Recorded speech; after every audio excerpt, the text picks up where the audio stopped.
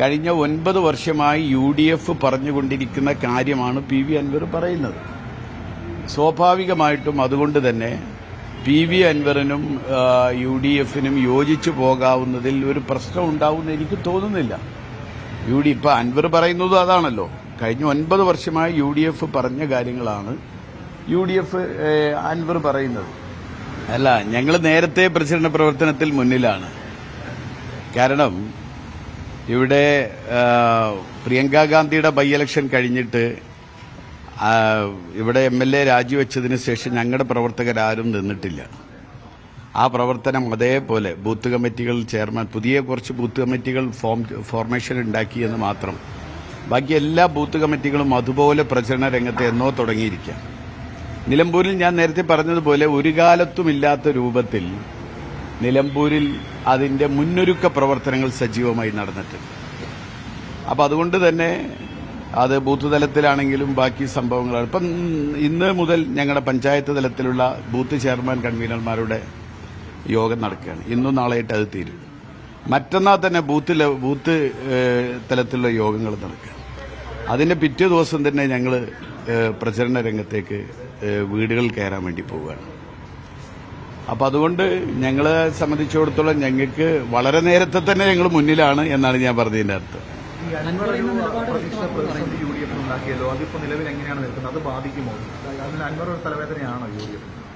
ഇല്ല, ഞാനത് പറഞ്ഞല്ലോ. ഇതൊക്കെ വളരെ വ്യക്തമായിട്ട് നമ്മുടെ നേതാക്കന്മാർ നിങ്ങളോട് സംവദിച്ച കാര്യമാണ്. UDFന്റെ ആധികാരികമായ കാര്യങ്ങൾ പറയേണ്ടയാൾ ഞാനല്ല. UDF എന്നെ ചുമതലപ്പെടുത്തിയത് ഇവിടെ ഓരോ കാര്യങ്ങൾക്കും മറുപടി പറയാനല്ല.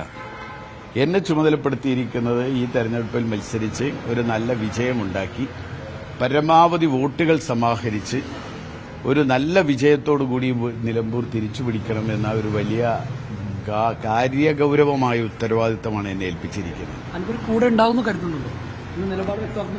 ഇല്ല, ഞാൻ പറഞ്ഞല്ലോ.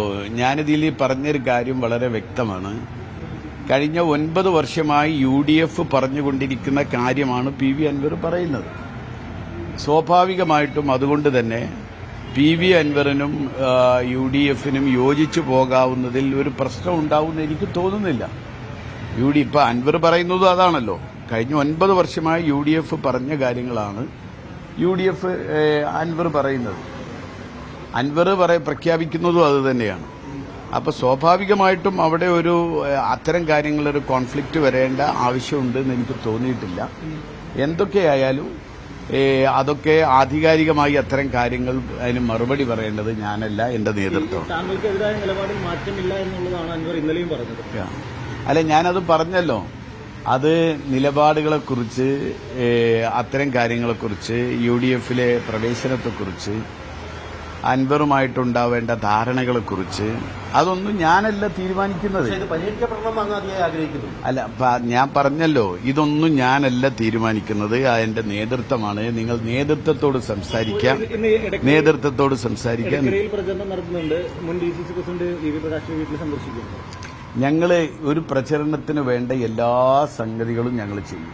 എല്ലാവരെയും ഒരുമിച്ച് നിർത്തി മുന്നോട്ട് പോവുക എന്നതാണ്. കാരണം ഒരു യുദ്ധത്തിൽ നമ്മളെ സംബന്ധിച്ചിടത്തോളം പരമാവധി ഈ ആളുകളെ സമാഹരിച്ചുകൊണ്ട് മുന്നോട്ട് പോവുക എന്നതാണ് നമ്മളെ സംബന്ധിച്ചിടത്തോളം ഉള്ളത്. എല്ലാവരെയും പിന്നെ ചേർത്ത് പിടിച്ചുകൊണ്ട് ഒരുമിച്ച് നിർത്തിക്കൊണ്ടായിരിക്കും മുന്നോട്ട് പോകുക. UDFനും അൻവറിനും യോജിക്കാൻ കഴിയാത്ത പ്രശ്നം ഉണ്ടാകുമെന്ന് കരുതുന്നില്ലെന്ന് താങ്കൾ പറഞ്ഞു. പക്ഷെ അൻവറിന് താങ്കളുമായി യോജിക്കാൻ കഴിയുമോ? അല്ല, അതൊക്കെ പിന്നെ ഞാൻ തീരുമാനിക്കേണ്ട കാര്യങ്ങളല്ലല്ലോ. ഞാൻ തീരുമാനിക്കേണ്ടതും ഞാൻ മറുപടി പറയേണ്ടതും എന്റെ നിലപാടുകളൊക്കെയല്ലേ എനിക്ക് പറയാൻ പറ്റുള്ളൂ. ഞാൻ പറഞ്ഞ കാര്യത്തിൽ എല്ലാം ഉണ്ടല്ലോ. ഞാൻ പറഞ്ഞതിൽ എല്ലാം ഉണ്ട്. കാരണം ഇവിടെ 9 വർഷമായി UDF പറഞ്ഞുകൊണ്ടിരിക്കുന്ന കാര്യമാണ് കഴിഞ്ഞ കാലങ്ങളായി ഇപ്പൊ അൻവർ പറഞ്ഞുകൊണ്ടിരിക്കുന്നത്. അപ്പോ അതാണ് നിലപാടുകളാണ് സംഗതിയെങ്കിൽ എന്തായാലും ഒരുമിച്ച് പോകുന്നതിന് ബുദ്ധിമുട്ടുണ്ടാവും എനിക്ക് തോന്നിയിട്ടില്ല. കോൺഗ്രസ് പ്രവർത്തകൻ എന്ന നിലയിലും വ്യക്തിപരമായ അൻവറിനെ അംഗീകരിച്ച് മുന്നോട്ട് പോകും. പക്ഷെ ഇതൊന്നൊരു വ്യക്തിപരമായ അംഗീകാരത്തിന്റെ പ്രശ്നങ്ങളല്ലല്ലോ ഇവിടെ. ഇതൊരു പൊതു തെരഞ്ഞെടുപ്പല്ലേ. ഒരു തെരഞ്ഞെടുപ്പിൽ നമ്മൾ പരമാവധി എല്ലാവരെയും സഹകരിപ്പിച്ചുകൊണ്ട് ഇപ്പൊ നിങ്ങൾ ഇതിനു മുൻപ് എന്തൊക്കെ ചോദിച്ചു, എന്തൊക്കെ പറഞ്ഞു. ഇവിടെ നിലമ്പൂർ പ്രശ്നങ്ങളാണ്, പാർട്ടിയിൽ പ്രശ്നങ്ങളാണ് എന്നൊക്കെ നിങ്ങളിപ്പോൾ ഇന്നലെയൊക്കെ കണ്ടില്ലേ. എത്രമാത്രം ഐക്യത്തോടു കൂടിയാണ് ഞങ്ങൾ മുന്നോട്ട് പോകുന്നത്.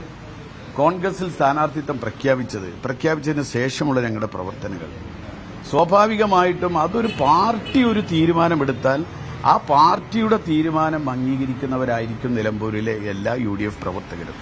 ഞങ്ങളുടെ ഒരു രീതി അതാണ്. എന്റെ പിതാവ് കാണിച്ചു തന്ന ഒരു മാതൃക അതാണ്. ഞങ്ങൾ അതനുസരിച്ചിട്ടുകൊണ്ടായിരിക്കും ഞങ്ങൾ മുന്നോട്ട് പോകുന്നത്. ഓക്കെ.